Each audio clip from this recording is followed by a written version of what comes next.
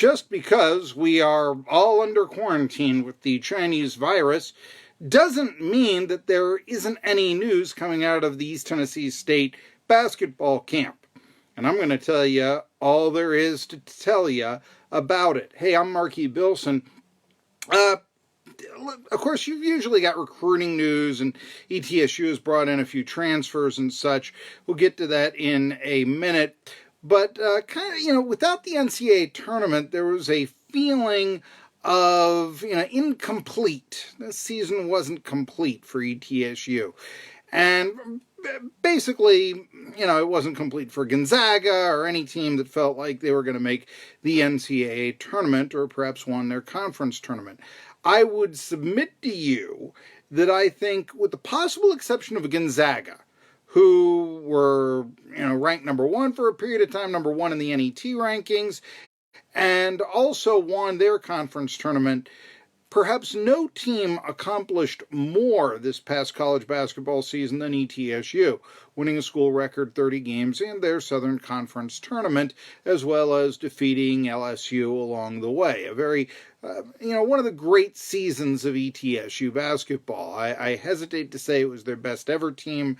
I would still suggest that perhaps the 91 team, which finished the season ranked 17th in the country and had an NBA player on it, and Keith Jennings, possibly the 68 ETSU Buccaneers, which went to the Sweet 16 and had a future ABA player on it, Harley Skeeter Swift, were better teams when you consider all the things that were going on, but no team won more games. They play more games nowadays, but no team won more games than this past ETSU team.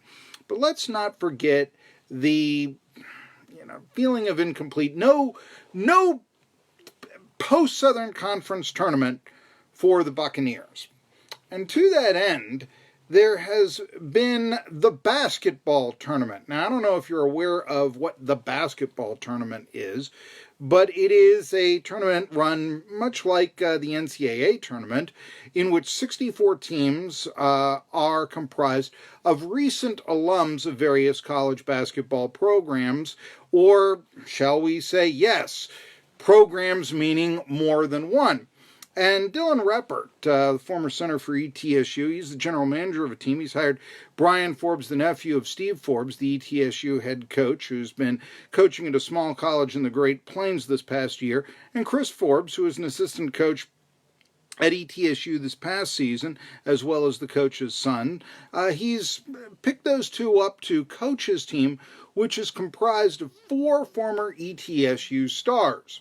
And those stars are Dylan Reppert, Isaac Banks, TJ Cromer, as well as Jermaine Long. Now, these players all played within about 2 or 3 years ago. They were all in the 2017 NCAA tournament team that ETSU enjoyed, had a second-half lead against Florida before winding up losing by 15 points.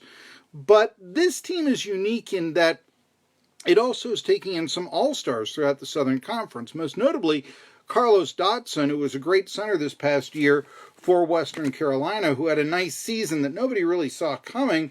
No, they didn't win the tournament, but it was a season in which the Catamounts kind of revived their college basketball program behind the senior Carlos Dotson, the 6'7" center.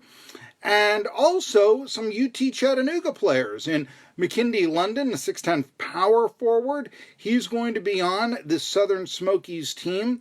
A Furman player, Stephen Kroon, who is a 6-foot point guard, as well as Greg Pryor, another, he's listed as a point guard, but the former Chattanooga Mock, Greg Pryor, is on this team as well. There are 2 spots remaining on this team. Now, they'll play teams. I saw, for instance, a team made up of Syracuse alums. They only had 2 players in the roster at the point of time, but yeah, that's Oklahoma State had more of a full team playing in this tournament. Alabama, I think, Arkansas had a team of recent alums and all this, but kind of an all-star Southern Conference team going into this tournament.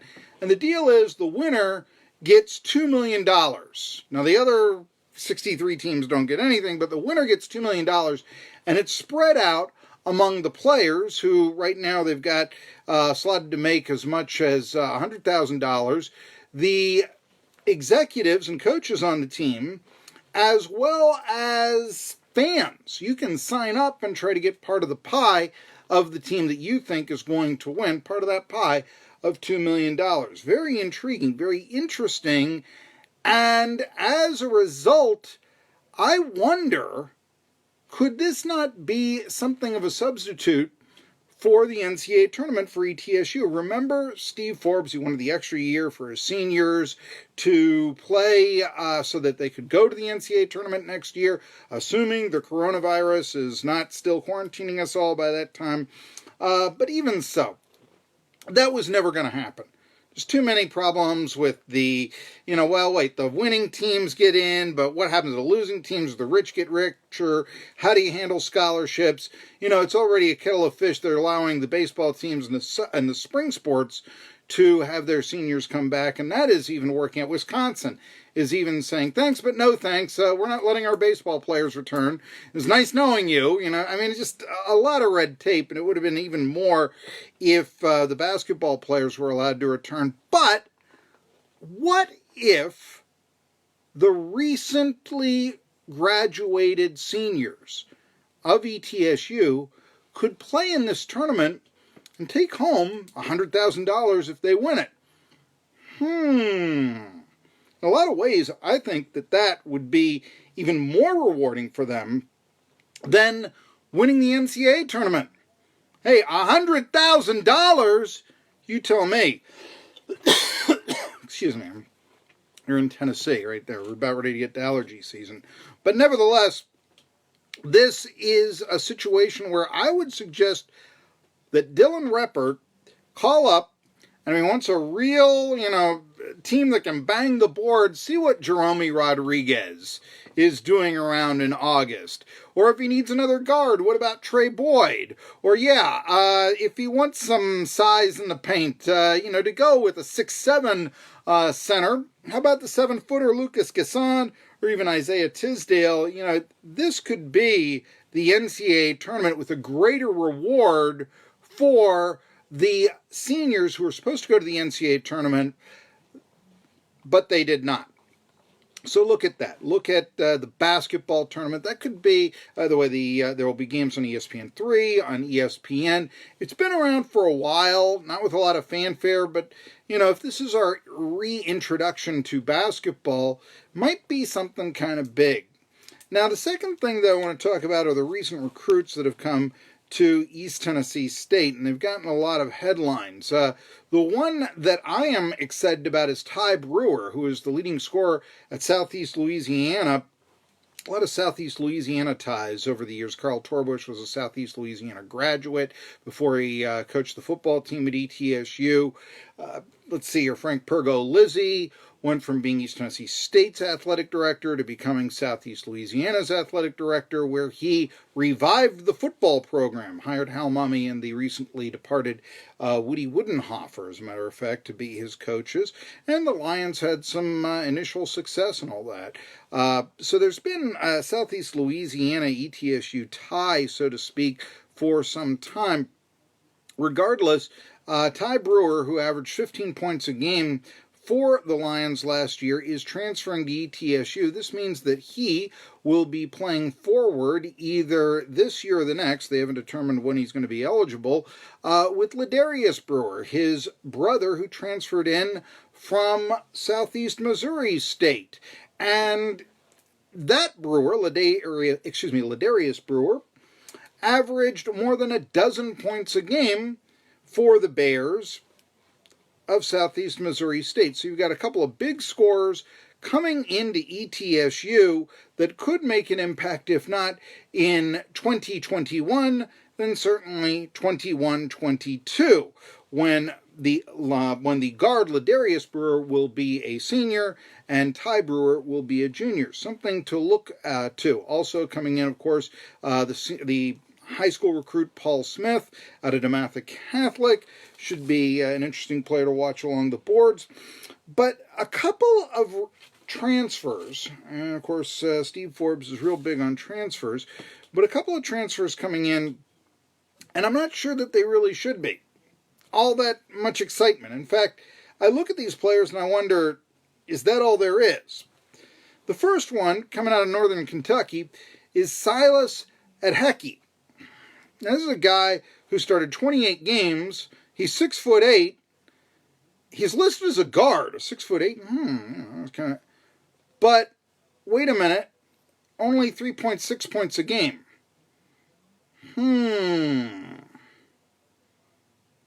That's not that good for a guy that is 6'8" and started 28 games for the Norse. Now, the one recruit that comes in that I think ETSU cannot win, they cannot win with this player no matter what he does, is Jalen Johnson.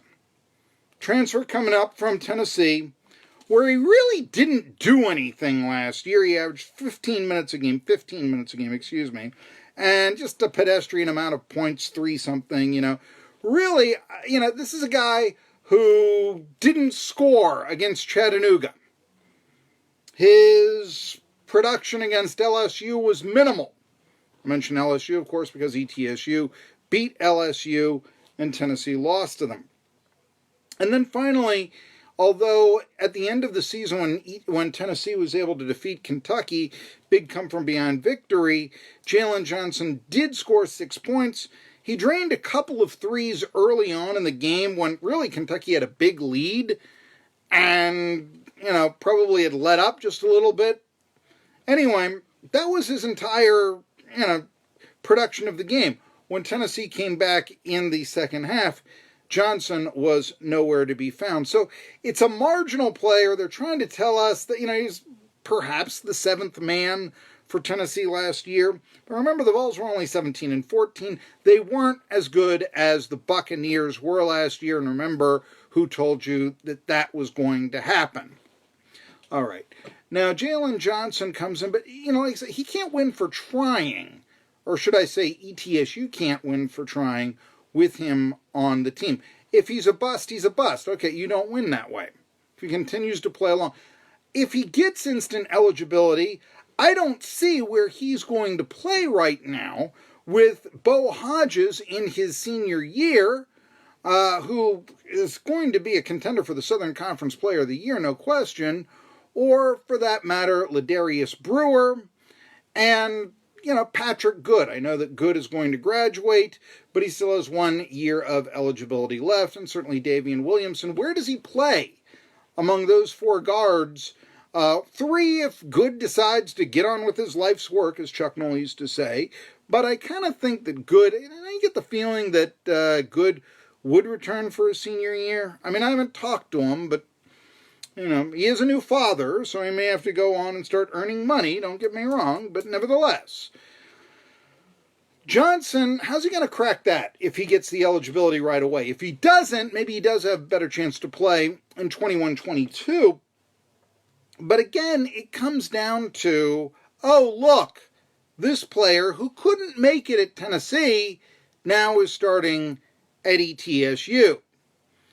And for 2 programs, ETSU certainly fighting for support with Tennessee, the ticket sales and the fan base and so on and so forth, having Rocky Top continue to treat you as, dare I say, little brother. I hate that term. But nevertheless, it's been used a lot for ETSU against Tennessee. And having that take place in basketball, if one of the Vols' failed players does well at ETSU, would only reinforce a subservience and the inferiority complex that ETSU often has to Tennessee. So it's like you can't win for trying. I don't see where he's going to play. 6'6", nice size for a guard, but still, there were plenty of players last year for ETSU that allowed him to rout LSU. Johnson had minimal contributions against LSU at Tennessee. How's he going to help the Buccaneers in the future? And even if he does, you're going to look like you're the subservient to Tennessee. You're the school that is AAA, that Tennessee sends their players down to. And that can be fatal for a program that should be looking to try and move up and become a dominant mid-major instead of getting from behind the Tennessee Volunteers' thumb. Something to think about. So, recruits that I like coming in, Smith and the two Brewers, Johnson and Edhecki, excuse me. And this basketball tournament, the Southern Smokies, get those recently departed seniors, Dylan Reppert, right from ETSU. Yeah, that could be the NCAA tournament that they didn't get the chance to play in. I'm Marky Billson. If you like this, by the way, I want to invite you to follow me on YouTube. My YouTube channel there now with almost 1,200 videos. Got my old editor from the Pittsburgh Post-Gazette watching here as I recorded first on Facebook Live. Hi, Terry Shields. And I wanted to invite him and all my old Pittsburgh buddies. I've got a Steelers page of videos I made with the Steelers. Back when Duck Hodges was just a free agent trying to make it in training camp and all that. We have a video with Jim Wexell talking about him and what he's doing in camp, keeping track of the Southern Conference, that sort of thing. Interview with Cody Sensabaugh is up there on the playlist with the Steelers, but also a Pittsburgh playlist. But for the East Tennessee fans, and the majority of my views are from Tennessee. Pennsylvania is the second most watched state. Number 1 is Tennessee. Number 3 is Wisconsin on my channel. I don't quite get that, but hello, Dairyland, I want you to look at the Southern Conference page that I have, or the ETSU page, or the Tri-Cities page, or yes, the Tennessee page, and of course the recent podcasts that I'm giving to you now. So not only the archives of my old show, but what's going on contemporarily. So hit subscribe, hit the red bell, and you'll be kept up to date with my commentary and late breaking news. Folks, I'm Marky Billson. Until next time.